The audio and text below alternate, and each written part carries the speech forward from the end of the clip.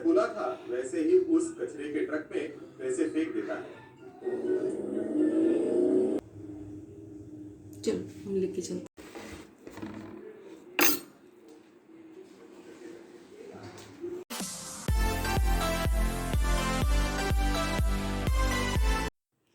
Good morning friends. मौसम बदलते के साथ ही हमारे टाइम टेबल में भी परिवर्तन हो जाता है।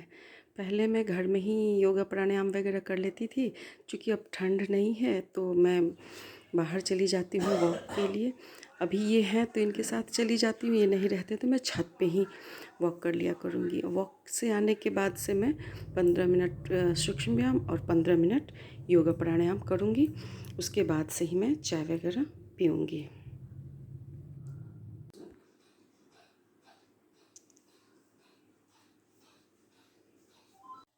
प्राणायाम वगैरह करने के बाद से मैं एक मसाला चाय बना रही हूँ, जिसमें मैंने दालचीनी, अदरक और इलायची भी डाला है। और तब हम लोग चाय पियेंगे। दूसरी तरफ हमने दूध को भी गर्म करने को चढ़ा दिया है। चाय पीते पीते हमारे हस्बैंड बाबू को पढ़ा भी रहे हैं, क्योंकि उसका 21 तारीख को लास्ट पेपर भी है। तो होली में वो शायद उतना अच्छा से ना पढ़ सके, इसलिए आज ही उसे थोड़ा पढ़ा दे रहे हैं ताकि उसकी तैयारी अच्छी रहे।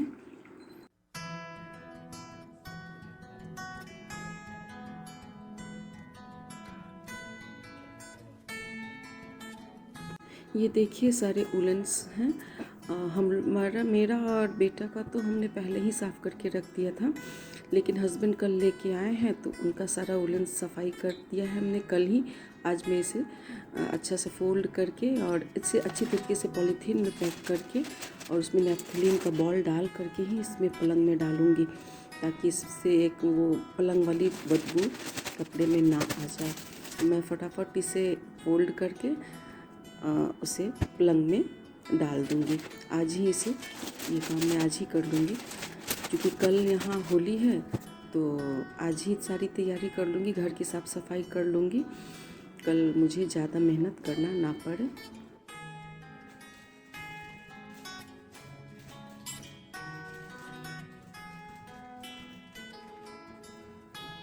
घर की साफ़ सफाई भी मैं आज ही कर लूँगी, क्योंकि कल यहाँ पे 18 को ना हो के होली 19 तारीख को होगा, तो मुझे ज़्यादा काम ना कल करना पड़े, इसलिए मैं आज सारा बेड शीट वगैरह भी साफ़ सफा कर दूँगी।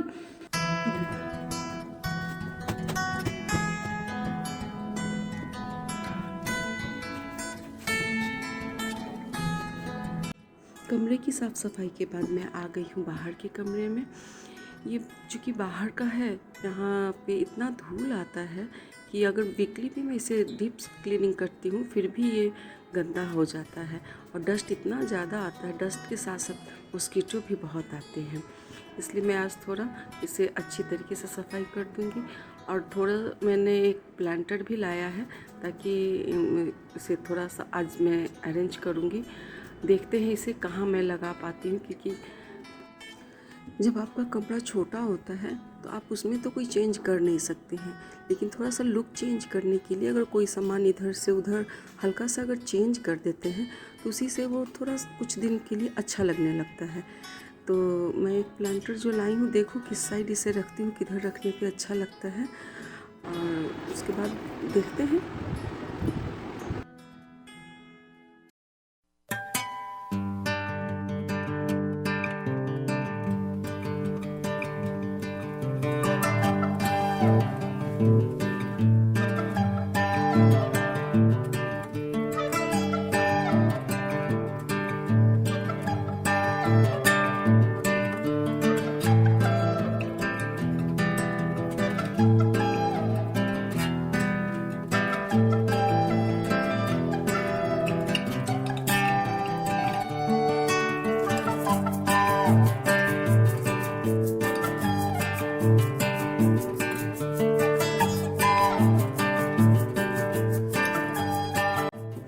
ऊपर की डस्टिंग करने के बाद से मैं अब झाड़ू और पोछा भी कर लूँगी। मैं बैठ के पोछा नहीं कर पाती, क्योंकि मेरे बैक में दर्द हो जाता है, इसलिए मैं वाइपर से ही पोछा करती हूँ।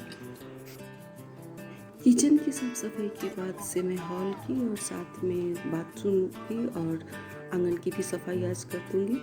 उसके बाद से ही मैं नहाऊंगी।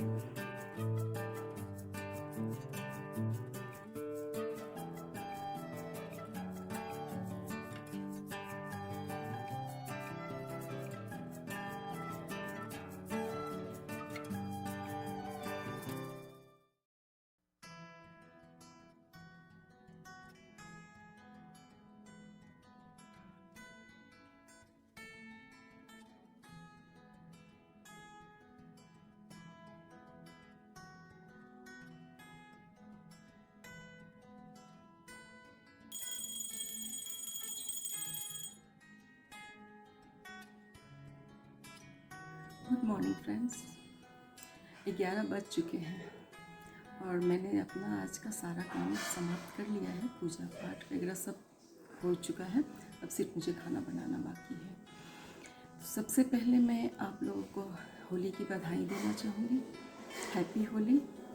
हमारे शहर में आज नहीं है, कल होगा और कहीं कहीं आज ही है। तो अगर आपके यहाँ आज है तो हैप्पी होली, और अगर कल है तो एडवांस में हैप्पी होली। अब मैं सारा काम फिनिश कर लिया है। अब मैं जाऊंगी कुकिंग करने। आज मैं बनाऊंगी लौकी की सब्ज़ी और बेसन की सब्ज़ी बेटे के पसंद के हिसाब से। लौकी की सब्ज़ी में मुझे कुछ भी मसाला वगैरह नहीं डालना है, सिर्फ जीरे और हरी मिर्च की फ़ौरन पे से बनाऊंगी। और बेसन की सब्ज़ी में चीला स्टाइल में बना के, जैसे चीले को बना के उसे फोल्ड करके तब ग्रेवी में लगाऊंगी। और मैंने बेसन में भी ज़्यादा कुछ मसाला नहीं लिया है, सिर्फ नमक, हल्दी, लाल मिर्च और हींग मैं ज़रूर डालती हूँ, जिससे एक तो फ्लेवर भी आ जाता है, उसके बाद गैस वैस बनने का भी समस्या नहीं रह जाता है। इसे मैं तवे पे ही बनाऊंगी और इसमें मैं सरसों का मसाला डालूंगी, लहसुन सरसों का मसाला डालूंगी।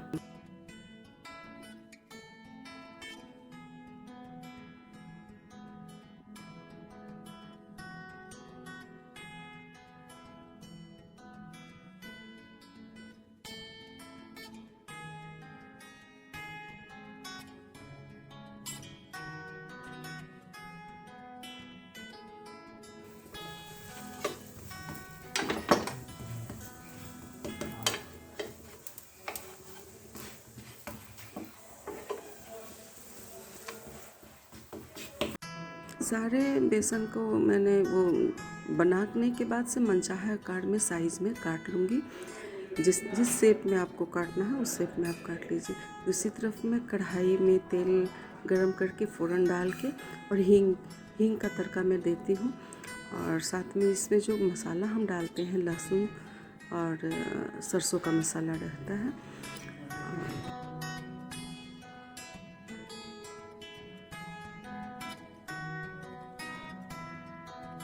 मसाले को अच्छे तरह से भूनने के बाद मैं इसमें टमाटर, नमक और धनिया का पत्ता डाल के इसे ढक कर के पकाऊंगी, ताकि टमाटर अच्छी तरीके से पक जाए और सॉफ्ट हो जाए और गल जाए।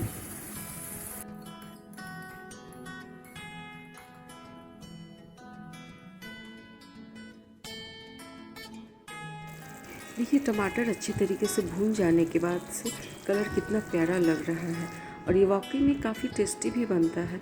इसमें चाहें तो आप थोड़ी थोड़ी पानी डाल के उसे अच्छी तरीके से पका लें, क्योंकि सरसों है, अगर थोड़ा भी कच्चापन रह जाएगा तो स्वाद उतना अच्छा नहीं आएगा। उसके बाद से आप इच्छा अनुसार, आपको ज़्यादा ग्रेवी रखना है, चावल के साथ खाना है तो ज़्यादा ग्रेवी डालें और रोटी के साथ खाना है तो कम ग्रेवी डालें। मसाला में पानी डालने के बाद से थोड़ी देर उबाल आने दीजिए। एक बार आप बना के देखिए, ये वाकई में काफ़ी टेस्टी बनता है। और मेरी मम्मी तो इसे धोखा कहती थी, क्योंकि ये देखने से मछली जैसा ही लगता है। तो आप भी एक बार ट्राई कीजिए ज़रूर और देखिए, बताइए कैसा बनता है।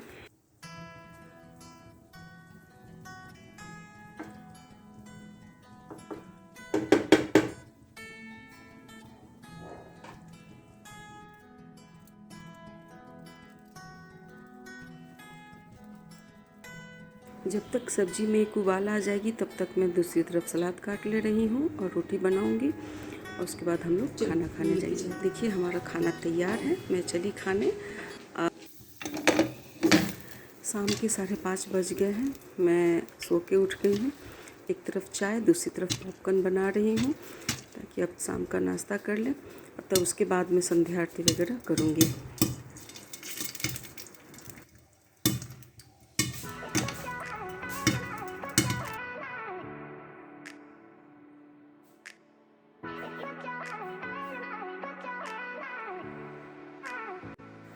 देखिए हमारे हस्बैंड मच्छर मारने में लगे हुए हैं। मैंने बताया था ना, काफ़ी मच्छर आ जाता है, तो ये उनका शाम का काम है।